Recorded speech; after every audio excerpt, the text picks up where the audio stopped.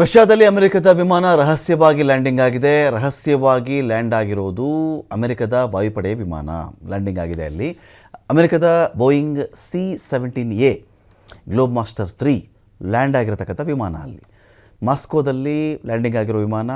So ಈ ಒಂದು ವ್ನುಕೋವೋ ವಿಮಾನ ನಿಲ್ದಾಣದಲ್ಲಿ ಲ್ಯಾಂಡಿಂಗ್ ಆಗಿದೆ ಇಲ್ಲಿ. ಸೊ ವಾಷಿಂಗ್ಟನ್ ಬಳಿಯ ಆಂಡ್ರ್ಯೂಸ್ ವಾಯುನೆಲೆಯಿಂದ ಟೇಕ್ ಆಫ್ ಆಗಿದ್ದಂಥ ವಿಮಾನ ಇದು.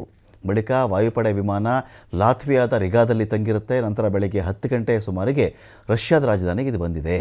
ಉಕ್ರೇನ್ ರಷ್ಯಾ ನಡುವೆ ಯುದ್ಧ ಮುಂದುವರೆದಿರುವ ಬೆನ್ನಲ್ಲೇ ಈ ಬೆಳವಣಿಗೆ ವಿಶ್ವಮಟ್ಟದಲ್ಲಿ ಚರ್ಚೆಗೆ ಗ್ರಾಸವಾಗ್ತಾ ಇದೆ ಇಲ್ಲಿ. ಸೊ ಯಾಕಾಯಿತು? ದೂರದ ಪ್ರದೇಶಗಳಿಗೆ ಪ್ರಮುಖ ಸರಕು ಸಾಗಣೆ ವಿಮಾನ ಇದು. ಇದರಲ್ಲಿ ಸೇನಾ ಸಿಬ್ಬಂದಿ, ಮಿಲಿಟರಿ ಉಪಕರಣ, ಸರಕು ಸಾಗಣೆ ಎಲ್ಲದಕ್ಕೂ ಇದನ್ನು ಬಳಸ್ಕೊಳ್ತಾರೆ. ಸೊ ವಿಮಾನ ಬಂದಿರುವುದರ ಬಗ್ಗೆ ನಮಗೆ ಮಾಹಿತಿನೇ ಇಲ್ಲ ಅಂತ ರಷ್ಯಾ ಹೇಳ್ತಾ ಇದೆ. ಈ ವಾರ ಮಾಸ್ಕೋದಲ್ಲಿ ಅಮೆರಿಕದ ಆಡಳಿತ ಅಧಿಕಾರಿಗಳೊಂದಿಗೆ ಯಾವುದೇ ಸಭೆಗಳನ್ನು ನಡೆಸುವಂಥ ಯೋಜನೆ ಇಲ್ಲ ಅಂತ ರಷ್ಯಾ ಹೇಳ್ತಾ ಇದೆ.